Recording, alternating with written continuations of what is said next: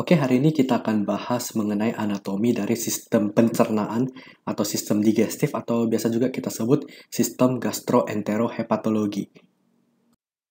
Nah, jadi organ-organ yang ada di abdomen atau yang di daerah perut itu kita bagi oleh 4 bidang, yaitu ada bidang midclavicula sinistra, midclavicula dextra, bidang subcostalis, dan bidang intertubercularis.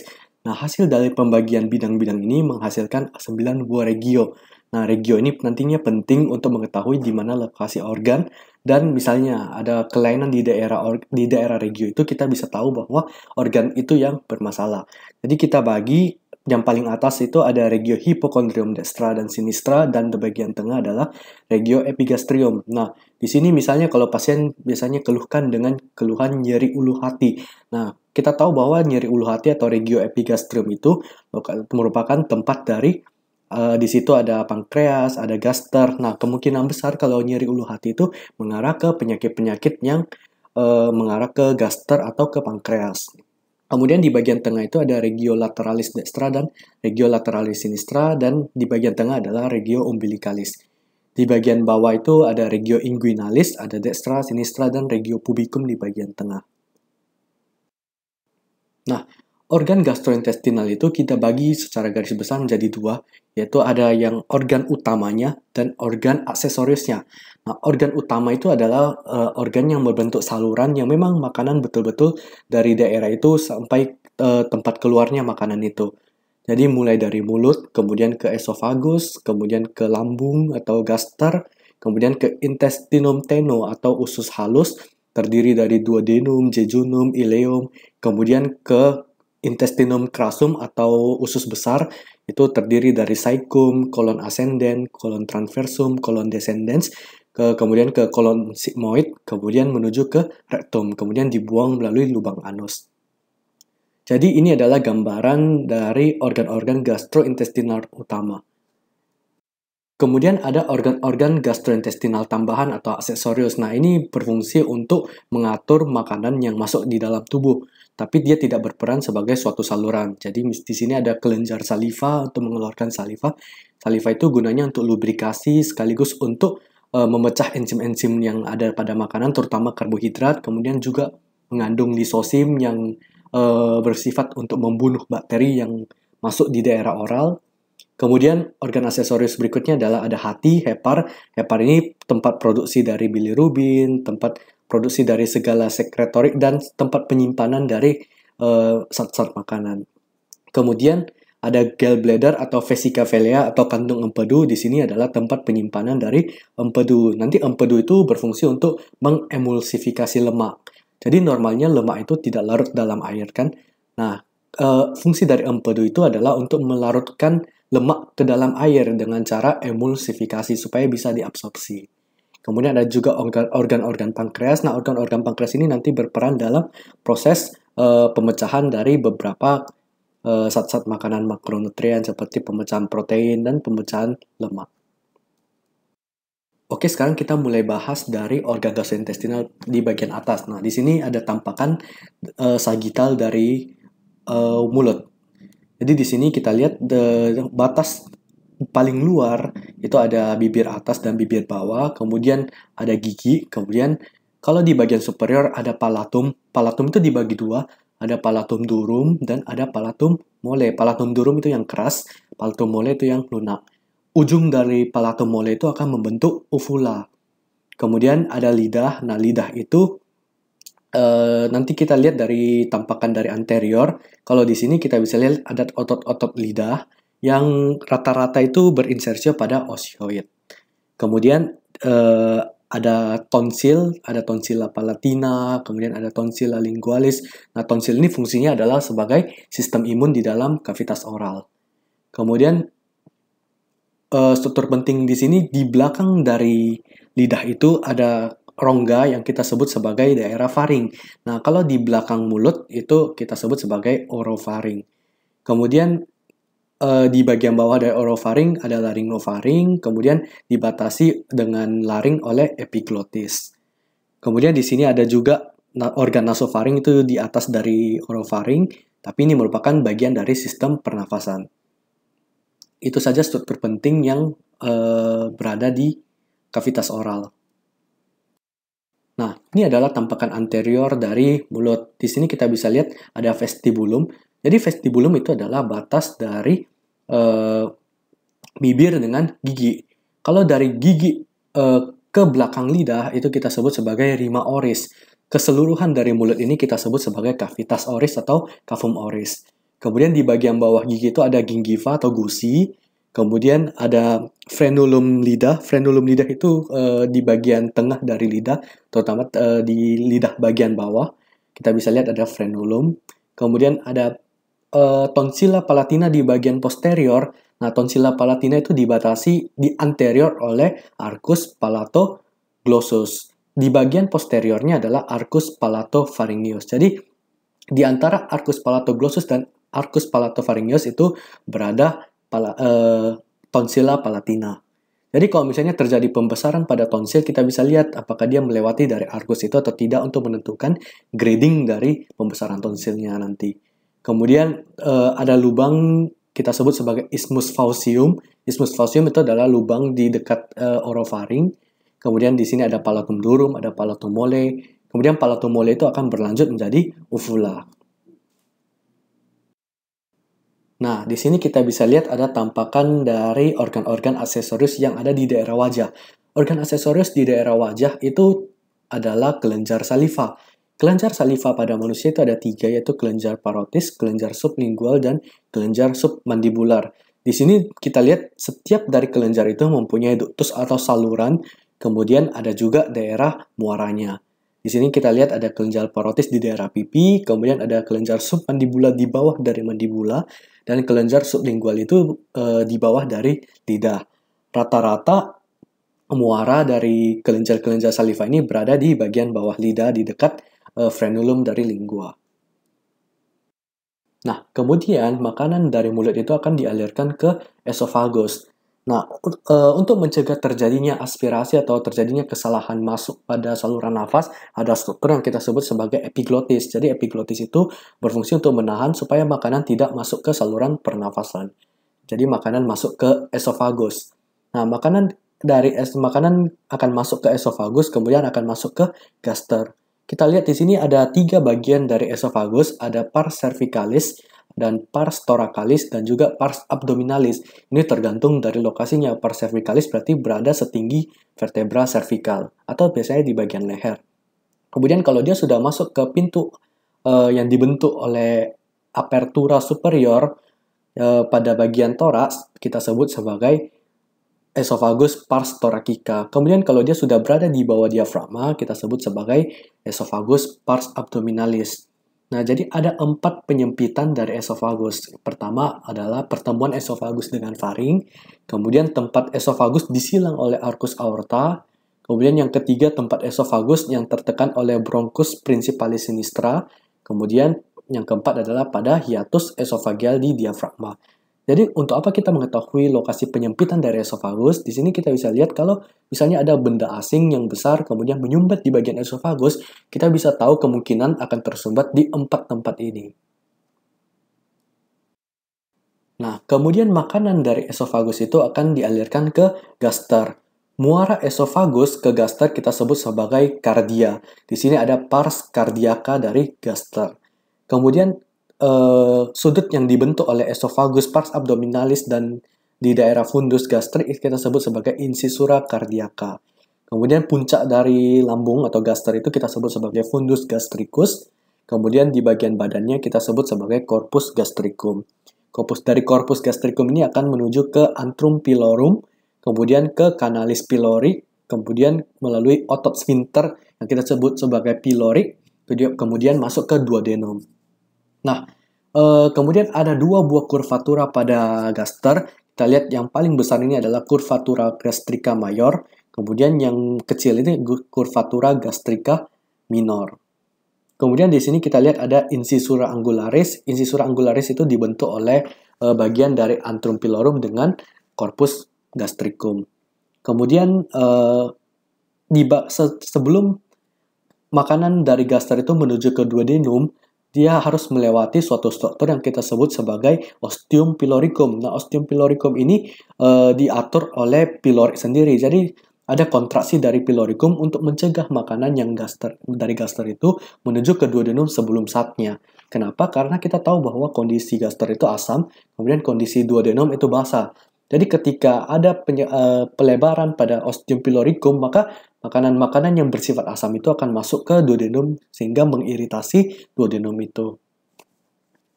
Kemudian ada juga nanti penyakit di mana pylori ini terlalu besar atau terlalu kuat kontraksinya, yang kita sebut sebagai hipertrofi pyloric stenosis. Ini biasa terjadi pada anak-anak dan keluhannya itu pasti karena makanan tidak bisa masuk ke duodenum, maka keluhannya adalah mual dan muntah. Muntahnya itu biasanya berisi asam dari lambung.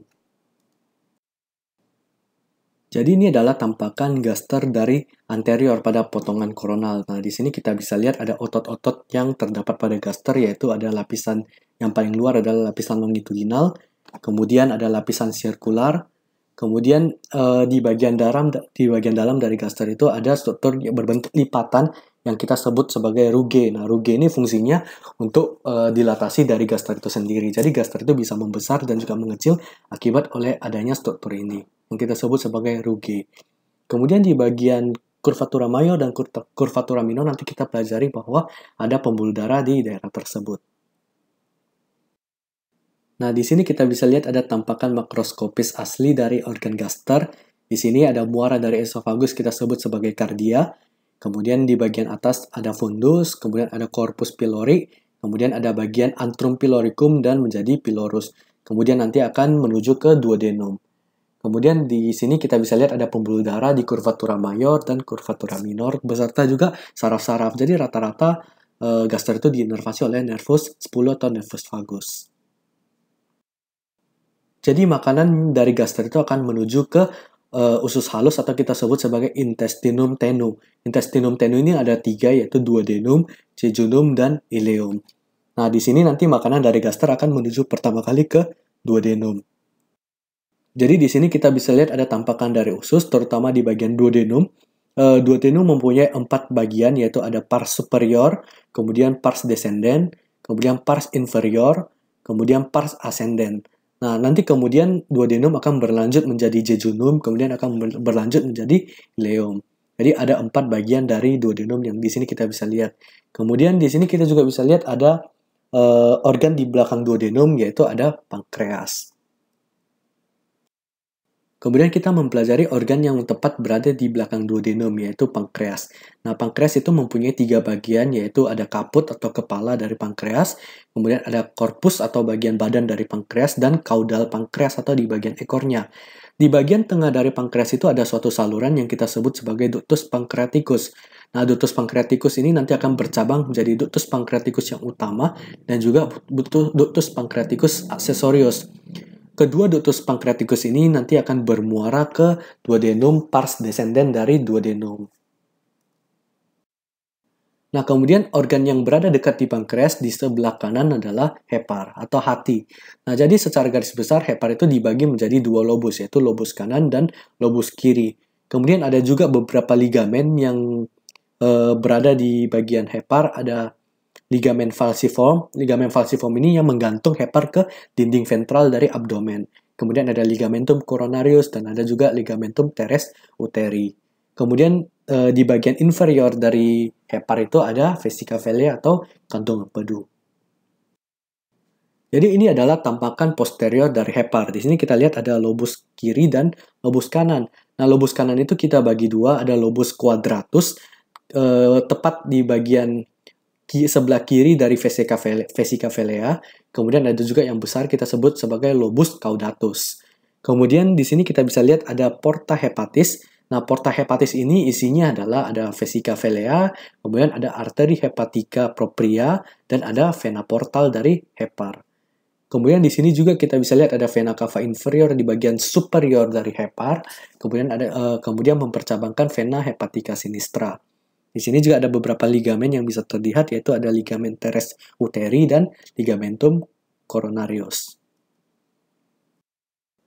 Nah, kemudian kita lanjut ke vesica velea. Nah, di sini dari tampakan vesica velea kita bisa lihat ada bagian dari fundus, kemudian ada korpus, kemudian ada bagian kolum atau di bagian leher. Fundus itu di bagian yang paling besar, di paling ujung, kemudian korpus bagian tengah atau badannya, kemudian leher itu yang bagian yang menyempit, yang kemudian akan membentuk ductus cysticus. Jadi saluran dari empedu dari vesica velea itu akan menuju ke ductus cysticus. Ductus cysticus ini nanti akan bergabung dengan ductus yang merupakan saluran dari hepar, yaitu ductus hepaticus communis. Ductus cysticus dan ductus hepaticus communis akan bergabung membentuk ductus choledochus atau kita sebut sebagai CBD atau common bile duct. Nah, nanti common bile duct ini nanti akan bergabung dengan ductus pancreaticus dari pankreas, kemudian akan menuju ke duodenum pars descendens. Jadi ini adalah aliran empedu menuju ke duodenum pars descendens. Jadi makanan yang dari intestinum tenue atau usus halus itu nanti dari ileum itu akan menuju atau bermuara pada usus besar. Jadi usus besar atau kita sebut intestinum crassum ini terdiri dari beberapa bagian. Dari paling inferior adalah ada caecum, kemudian naik ke atas menjadi kolon ascendens, kemudian menjadi kolon transversum, kemudian menjadi kolon descendens, menyerong menjadi kolon sigmoid, dan bermuara pada rectum. Jadi di sini kita bisa lihat ada struktur-struktur yang terdapat pada usus besar. Di sini ada di bagian caecum itu ada valvula ileocecal. Nah, valvula ileocecal ini merupakan muara dari ileum. Kemudian di bagian inferior dari caecum itu ada usus buntu atau appendix vermiformis.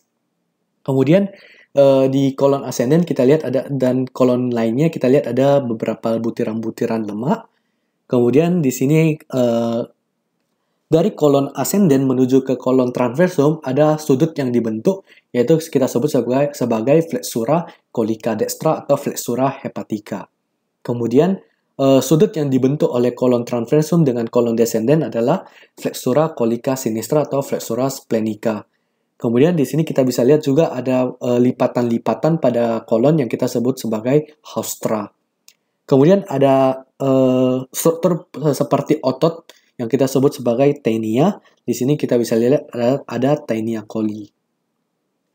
Kemudian di sini kita juga bisa lihat ada struktur-struktur pembuluh darah yang menvaskularisasi kolon. Jadi secara garis besar nantinya struktur pembuluh darah yang memvaskularisasi kolon itu berasal dari arteri mesenterica superior dan arteri mesenterica inferior. Kemudian makanan yang berada di bagian kolon sigmoid nanti akan bermuara pada rectum. Nah, di sini kita bisa lihat ada columna analis.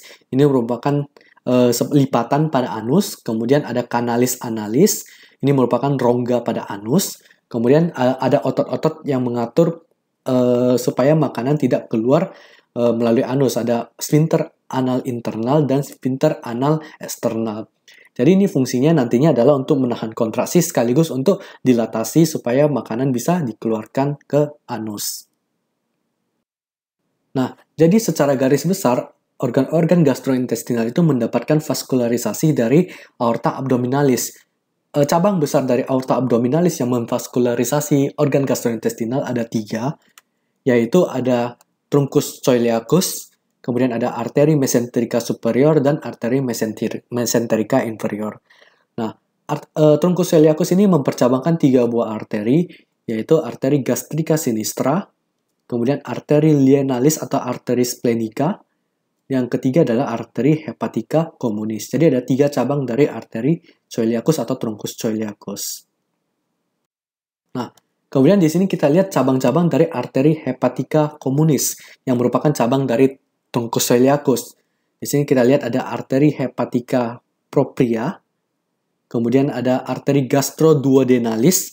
Ini arteri nanti yang memvaskularisasi di bagian gaster dan duodenum.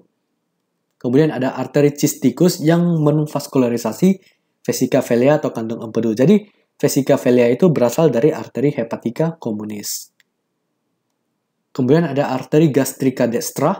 Jadi tadi kita mempelajari bahwa arteri gastrica sinistra itu merupakan cabang dari truncus coeliacus, sedangkan arteri gastrica dextra merupakan cabang dari arteri hepaticus communis. Kemudian di sini ada arteri gastroepiploica dextra. Kemudian ada arteri pancreatico-duodenalis superior. Ini yang memvaskularisasi di bagian duodenum. Kemudian kita lihat cabang-cabang dari arteri mesenterica superior.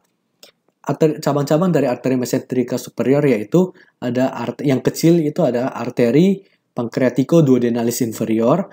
Jadi kita lihat pancreatico-duodenalis itu adalah superior dan ada yang inferior. Yang superior itu merupakan cabang dari arteri hepatica communis. Sedangkan yang inferior itu merupakan cabang dari arteri mesenterica superior. Kemudian ada arteri colica media. Kemudian ada arteri colica dextra. Kemudian arteri ileocolica. Kemudian ada arteri intestinalis. Nah, ini termasuk arteri jejunalis dan arteri ilealis. Arteri jejunalis itu nanti memvaskularisasi di bagian jejunum. Arteri ilealis itu memvaskularisasi di bagian ileum. Jadi secara garis besar, ini merupakan cabang-cabang dari arteri mesenterica superior. Kemudian di sini kita bisa lihat cabang dari tungkus celiacus tadi ada 3 yaitu arteri hepaticus communis, arteri gastrica sinistra, dan arteri lienalis atau arteri splenica. Kemudian kita lihat cabang-cabang dari arteri splenica atau arteri lienalis. Arteri lienalis itu nanti mempercabangkan arteri gastroepiploica sinistra, kemudian arteri pancreatica. Kemudian di sini kita bisa lihat ada arteri mesenterica inferior. Arteri mesenterica inferior nanti mempercabangkan arteri colica sinistra. Tadi arteri colica dextra itu dipercabangkan oleh arteri mesenterica superior. Sedangkan yang arteri colica sinistra itu dipercabangkan oleh arteri mesenterica inferior. Kemudian di sini ada arteri sigmoid pada kolon sigmoid. Kemudian ada arteri rectalis di bagian rectum. Nah, kemudian kita lihat arteri yang memvaskularisasi di bagian gaster. Di sini kita lihat di curvatura mayornya ada arteri gastrica brevis, kemudian arteri gastroomenthalis sinistra dan destra. Kemudian di bagian curvatura minor itu divaskularisasi oleh arteri gastrica sinistra dan juga arteri gastrica dextra. Kemudian di bagian posterior dari gaster itu ada arteri lienalis atau arteri splenica. Kemudian kita lihat arteri yang memvaskularisasi di bagian duodenum. Nah, di sini ada arteri gastroduodenalis, nanti akan mempercabangkan arteri supraduodenalis. Kemudian ada arteri pancreatico-duodenalis, ada superior anterior, kemudian ada yang inferior posterior, kemudian ada yang inferior anterior. Kemudian ada juga yang superior posterior. Jadi ada 4 arteri pancreatico-duodenalis. Kemudian di sini kita lihat ada bagian kecil dari arteri gastrica sinistra dan juga arteri gastroomenthalis dextra. Kemudian di bagian kanan ini kita lihat cabang dari arteri mesenterica superior yaitu ada arteri jejunalis dan arteri ilealis. Jadi tergantung dari organ yang divaskularisasi. Jejunalis berarti dia memvaskularisasi jejunum, ilealis berarti dia memvaskularisasi di daerah ileum. Kemudian di sini kita lihat arteri yang memvaskularisasi di bagian pankreas.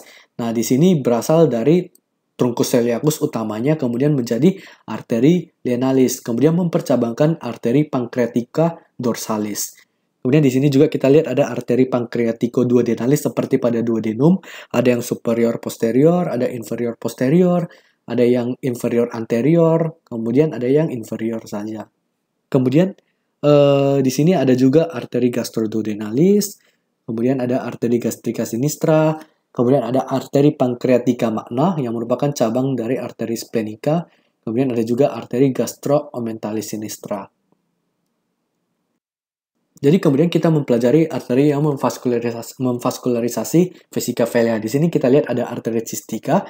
Arteri cistica merupakan cabang dari arteri hepatica dextra, yang merupakan cabang juga dari arteri hepatica propria. Jadi yang memvaskularisasi arteri cistica berasal dari arteri hepatica propria. Kemudian arteri hepatica propria itu dibagi 2, yaitu arteri hepatica dextra dan arteri hepatica sinistra. Kemudian kita bisa lihat cabang dari tungkus celiacus lainnya. Di sini ada arteri gastrica sinistra, kemudian ada juga arteri lienalis. Kemudian di sini di daerah dekat duodenum ada arteri supraduodenalis, arteri gastroduodenalis, arteri gastrica dextra, dan mesenterica superior di aorta. Kemudian kita lihat ini adalah vaskularisasi dari usus besar atau intestinum crassum. Nah, kita lihat di bagian saikum itu divaskularisasi oleh arteri iliokolika. Arteri iliokolika ini nanti akan mempercabangkan arteri saecalis anterior, arteri saecalis posterior, dan di bagian appendis menjadi arteri appendicularis. Kemudian kita lihat di sini secara umum, secara garis besar, usus besar itu divaskularisasi oleh arteri mesenterica superior dan arteri mesenterica inferior.